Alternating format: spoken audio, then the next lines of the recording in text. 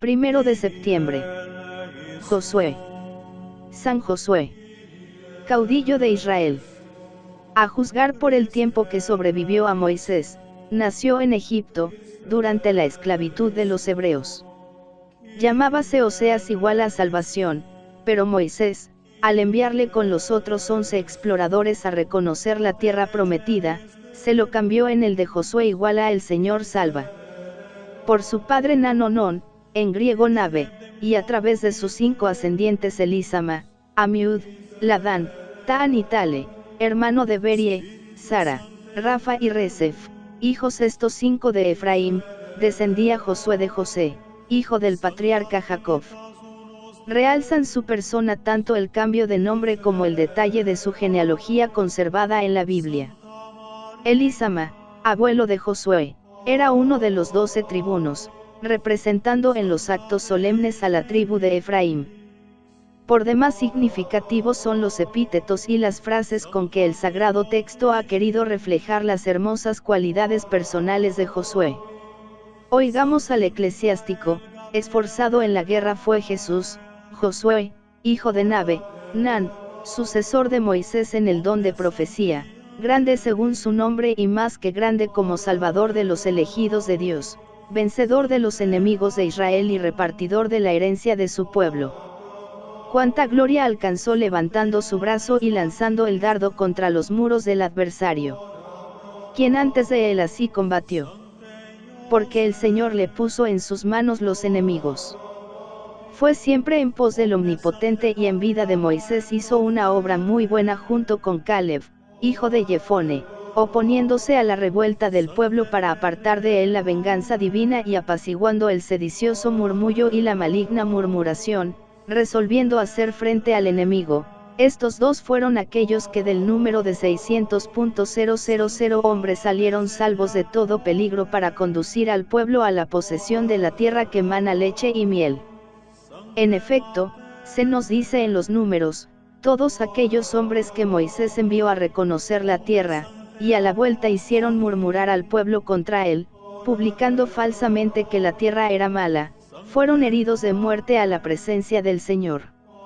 Solamente Josué, hijo de Nan, y Caleb, hijo de Jefone, quedaron con vida de todos los que fueron a explorar la tierra.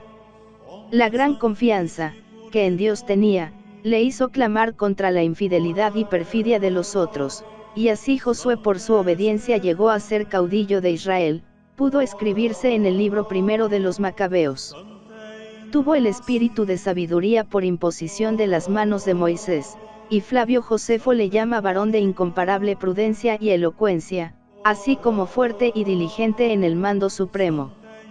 No es menos elocuente la narración de sus empresas políticas y militares, que llenan todo un libro de la Sagrada Escritura, al que se ha dado su nombre, considerándole muchos como su autor. Al primer encuentro bélico en Rafidín, cerca del Sinaí, con Amalek, que cortaba el paso a los israelitas, Moisés manda a Josué ponerse al frente de los soldados, mientras él con los brazos en cruz oraba en el monte. Esta designación de Josué como caudillo militar es aprobada por Dios, dándole la victoria y ordenando se escribiese para recuerdo perpetuo. Si Moisés asciende por mandato de Dios a la cumbre del Sinaí, es Josué el único que sube y baja con él y, como parece desprenderse de la narración bíblica, le acompaña también en la visión dentro de la nube. No en vano era para Moisés el principal, el íntimo, carísimo y familiarísimo, tan celoso de la gloria del legislador que no pudo llevar en paciencia los caresmas de Eldad y Medad, por temor a que su ejemplo suscitase la rebelión del pueblo.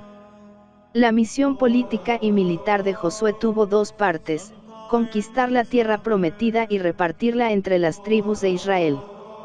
El paso del río Jordán, la circuncisión de los que habían nacido en el desierto, la celebración de la Pascua, la aparición del ángel príncipe del ejército del Señor, la conquista de Jericó, de Jaí, la sumisión de los gabaonitas y el sometimiento primero de la Palestina del norte y después de la Palestina del sur, con la victoria de 31 reyes, son los hechos culminantes de la primera parte de la misión de Josué.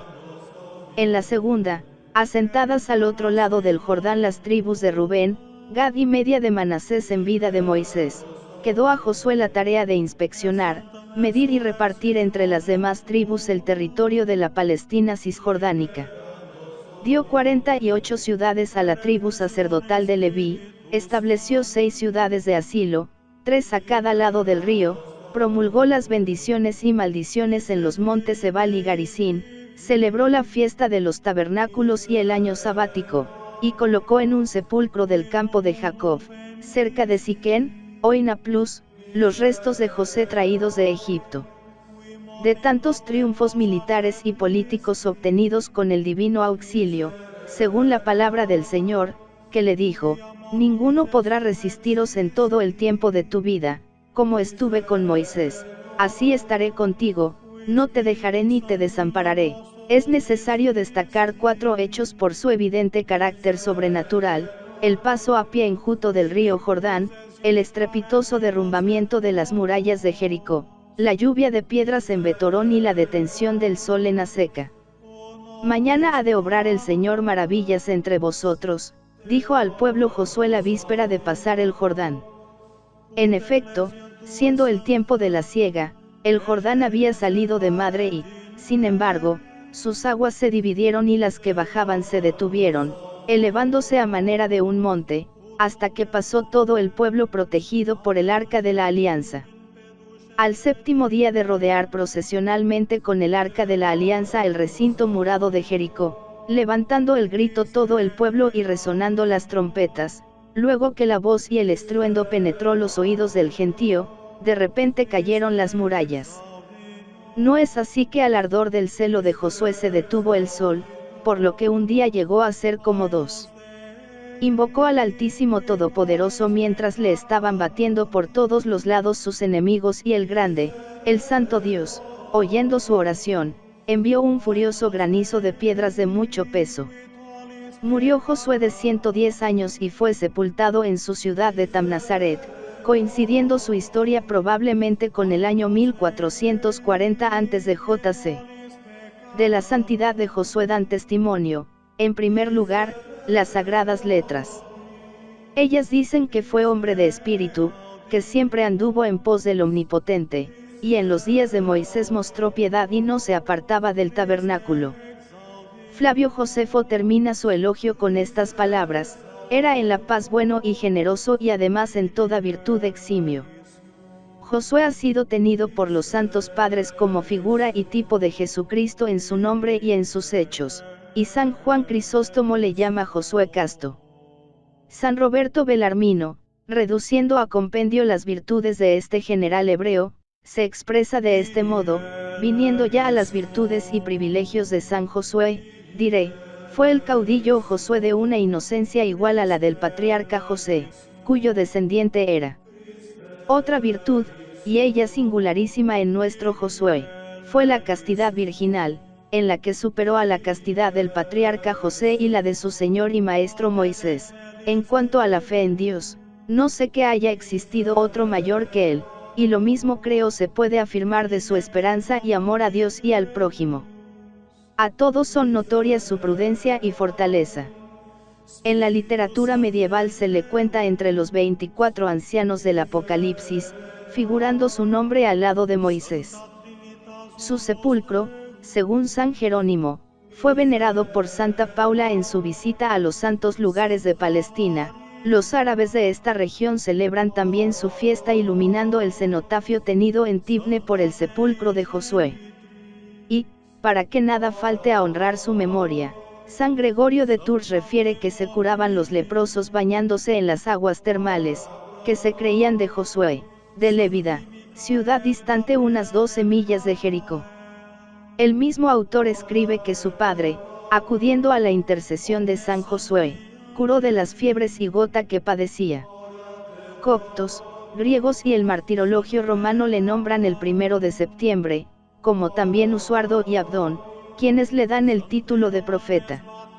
Un calendario antiguo, llamado Juliano, le pone el 30 de abril y los musulmanes de Siria acuden a la ciudad de Trípoli en el Líbano para venerar el sepulcro de Josué, que ellos creen estar allí.